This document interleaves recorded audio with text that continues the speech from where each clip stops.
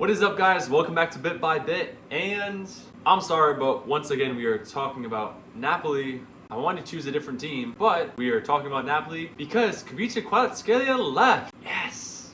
I don't know how to feel about it, only because that was our last pillar of the big three. Kvara's gone after Osimhen wasn't sold. He was given up to Galatasaray, and Kim Min-jae is obviously gone, but where do we go from here now? Napoli is now very, very close to signing Alejandro Garnacho because that is what Antonio Conte wanted. That is the player he asked for, and he's a very young player. I don't know if I liked Alejandro Garnacho too much when watching him at United. Hopefully he proves me wrong, and hopefully this will be very, very good for Napoli. Hopefully we can get a great front three of Garnacho, Lukaku. Hopefully we can play David Neres on the right because I just have not been liking Politano recently.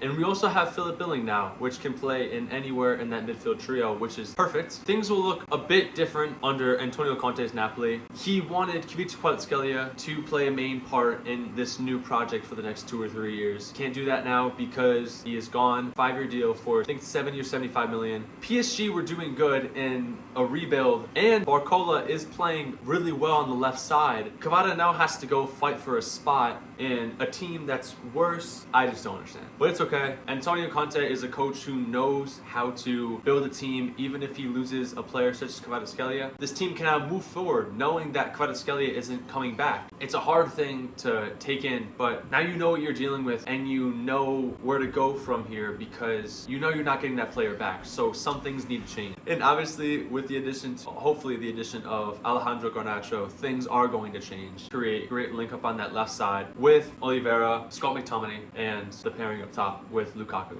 They could have sold him in the summer for 120 million, but I'm glad they at least made the decision to sell him. I'm glad that Antonio Conte didn't hold him against his will to stay, because you can't get a player to play with his full purpose if you're kind of holding him against his will at this club. And that's why Napoli lost a lot of money on Victor Osimhen. So I'm glad that they didn't make this same mistake twice. I didn't want to make a video on this just because so many people are talking about this. CBS is obviously talking about this. Fabrizio Romano is obviously talking about this because that's his job. And Italian Football TV, the podcast with Marco Messina, who's on CBS, talk about this as well. I want to talk about it because I'm a Napoli fan, so it's important to me. It's hard to think about because you watch the first season with Kvara and Victor Osimhen just linking up. The play that they had in the final third, it was just perfect. I remember the start of January where things really started to pick up. Kvara and Osimhen were either getting a goal and assist, or Kvara had a goal or assist, and Victor Osimhen had probably multiple goals and an assist, and it was a beautiful thing to watch. It was sad for Zielinski to leave, but not nearly as much of a pain to watch as watching Kvara go because he was a superstar. He was amazing, and he's only 23 years old. He has so much talent to him, and I don't think that talent is going to be fully reached at PSG, even though they may be in Champions League, which Napoli is going to be in Champions League, so it doesn't really make sense to me. And I know Kvara's father and his agent have a great deal on what's happening in this scenario, which I also don't like because Kvara can be playing for a top side, which is Napoli. He could be playing for the side and winning potentially another Scudetto, which I talk about in the last video. Napoli potentially winning the Scudetto.